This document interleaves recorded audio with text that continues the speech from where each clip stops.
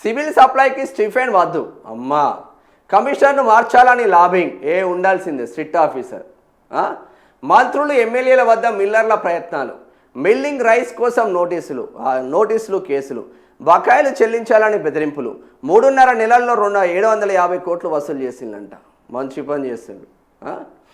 Civil supply commissioner Stephen రవీంద్రను అక్కడి నుంచి మార్చాలని పలువురు మిల్లర్లు లాబింగ్ చేస్తున్నట్లు తెలిసింది. అందుకోసం తమకు సన్నిహితంగా ఉండే మంత్రులు ఎమ్మెల్యేలపై ఒత్తిడి పెడుతున్నట్లు ప్రచారం జరుగుతుంది. ఈ విషయాన్ని ప్రభుత్వ పెద్దలకు చెప్పేందుకు సంబంధిత మంత్రులు ఎమ్మెల్యేలు జంకుతున్నారని తెలిసింది. ఎందుకంటే ప్రభుత్వ ఆదేశాల మేరకే కస్టమ్స్ మిల్లింగ్స్ కోసం ఇచ్చిన ధాన్యాన్ని రాబట్టేందుకు సివిల్ సప్లై శాఖ అధికారులు మిల్లర్లపై యాక్షన్కు దిగుతున్నారు.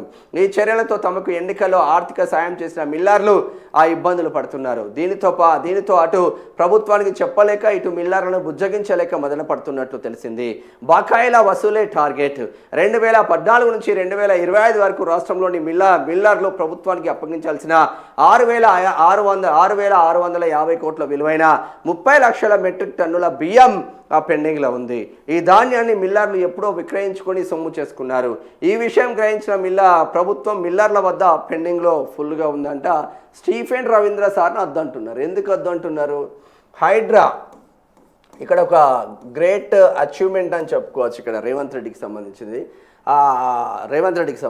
Hydraa Ranganath sir super officer Ranganath Hydraa.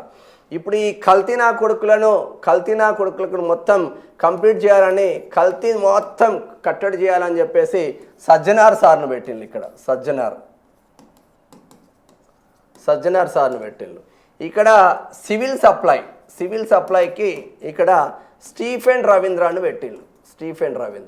వీళ్ళు ముగ్గురు కూడా ఎటువంటి ఆఫీసర్లో అందరికీ తెలిసిందే. వీళ్ళపైన స్పెషల్ వార్త రాయాలి. వాస్తవంగా ఇప్పుడే గుర్తొచ్చింది. ఈ ముగ్గురిని పెట్టుకొని నికార్సిగా ఉద్యమం. సరే, స్టీఫెన్ రవీంద్ర తెలంగాణ ఉద్యమం చేసినప్పుడు తెలంగాణ బిడ్డల్ని అనేక రకాలుగా పొట్టు కొట్టిన ఆఫీసర్ అని చెప్పుకోవచ్చు. తెలంగాణ ఉద్యమాన్ని అణచివేసిన ఆఫీసర్ అని చెప్పుకోవచ్చు అప్పుడు కిరణ్ కుమార్ రెడ్డి ఆధ్వర్యంలో. బట్ పోలీస్ డిపార్ట్మెంట్ పని ఎట్లుంటుందంటే, ఆ ముఖ్యమంత్రి ఎవరుంటే వాళ్ళ హ్యాండ్ ఓవర్లోనే పనిచేస్తూ ఉంటారు. ఆ ముఖ్యమంత్రి తెలంగాణకు వ్యతిరేకంగా ఉంటే తెలంగాణకు వ్యతిరేకంగా పోలీసులు ఉంటారు. తెలంగాణకు అనుకూలంగా ఉంటే పోలీసులు కూడా తెలంగాణకు అనుకూలంగా మలుచుకుంటున్న ప్రజెంట్ ఉంటుంది. ఎందుకంటే స్వయం ప్రతిపత్తి బాడీ ఉంటేనేమో ఒక్కొక్కరికి ఉచ్చబొప్పించారు. ఆ పరిస్థితి లేదు కాబట్టి అండర్ స్టేట్ గవర్నమెంట్లో వర్క్ చేయాల్సిన పరిస్థితి ఉంటుంది కాబట్టి అదే విధంగా ముందుకు వెళ్తుండు.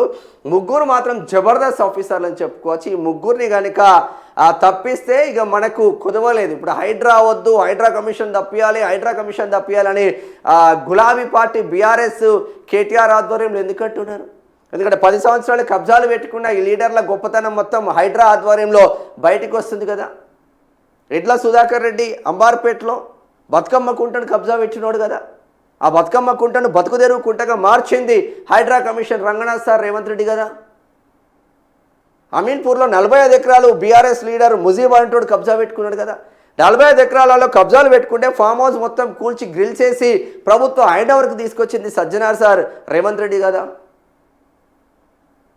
కల్తీనా కొడుకుల భర్తం పట్టాలని సిపి సజ్జనార్కి అప్పగిస్తే ఆవాల కానుంచి నూనె గింజల కానుంచి ప్రతిదీ లవంగాల కానుంచి ప్రతిదీ మసాలాల కానుంచి కల్తీ చేస్తున్న కల్తీనా కొడుకులను భర్తం పడుతుండు కదా సిపి ఇక్కడ హైదరాబాద్ సిపి సజ్జనార్.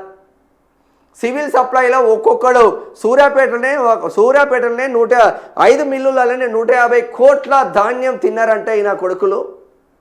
మరి వాళ్ళపైన భర్తం పట్టాల్సిన ఆవశ్యకత ఉన్నది. స్టీఫెన్ రవీంద్ర సార్ను దింపిలు కదా. పడుతుంది ఒక్కొక్కరికి ముగ్గురు ఆఫీసర్లను చూస్తే. రేవంత్ రెడ్డి జబర్దస్త్ చేస్తున్నావు, చెయ్యి అట్లనే నా కొడుకులను. ఎందుకంటే ప్రభుత్వ సొమ్మురాబా ఇదంతా. ప్రభుత్వం రైతులు మిల్లర్లకు ఇస్తే రైతులు ప్రభుత్వం వడ్లు కొని మిల్లర్లకు ఇచ్చి పట్టించి మీ కమిషన్లు మీకు ఇస్తాం రా అని చెప్పేస్తే విపరీతమైన దందా చేస్తూ ఉన్నారు.